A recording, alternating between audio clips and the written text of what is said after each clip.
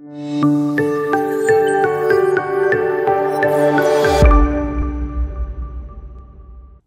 and a very warm welcome to the Bharata First podcast. This is Frank Rausan Pereira doing a reading of C.Raja.Gopalachari's Mahabharata. Chapter 59, Balarama. Balarama, the illustrious brother of Krishna, visited the Pandavas in their encampment. As Halayuda, clad in blue silk, entered majestically like a lion, Yudhishthira, Krishna and others gave the broad-shouldered warrior a glad welcome. Bowing to Drupada and Virata, the visitor seated himself beside Dharmaputra. "I have come to Kurukshetra," said he, learning that the descendants of Bharata have let themselves be overwhelmed by greed, anger and hatred, and that the peace talks have broken down and that war has been declared. Overcome by emotion, he paused for a while and then continued. "Dharmaputra, dreadful destruction is ahead. The earth is going to be a bloody morass strewn with mangled bodies. It is an evil destiny that has maddened the Kshatriya world to foregather here to meet its doom. Often have I told Krishna, Duryodhana is the same to us as the Pandavas. We may not take sides in their foolish quarrels. He would not listen to me. His great affection for Dhananjaya has misled Krishna, and he is with you in this war which I see he has approved. How can Krishna and I be in opposite camps? For Bhima and Duryodhana, both of them my pupils, I have equal regard and love. How then can I support one against the other?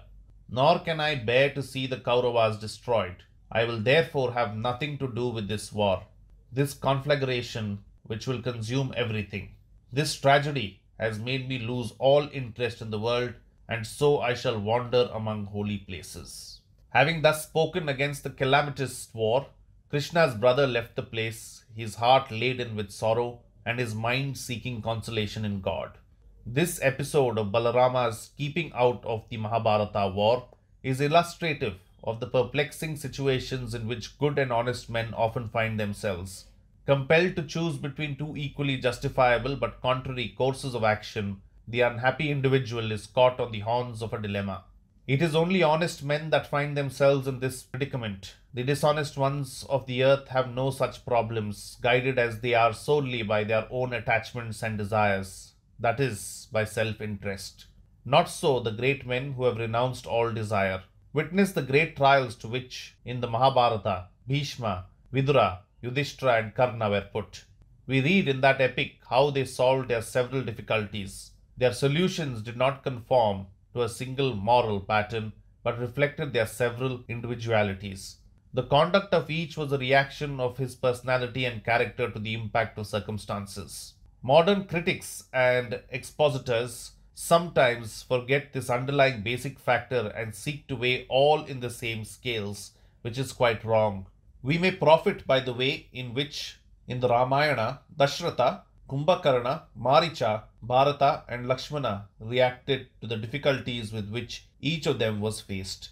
Likewise, Balarama's neutrality in the Mahabharata war has a lesson. Only two princes kept out of the war. One was Balarama and the other was Rukma, the ruler of Bojkata. The story of Rukma, whose younger sister Rukmini married Krishna, is told in the next chapter. That's it in this chapter. This is Frank Rausan Pereira signing off. Do like and subscribe to the podcast and also do the same on YouTube along with hitting the bell icon. Please follow Bharata First on Twitter and Instagram as well.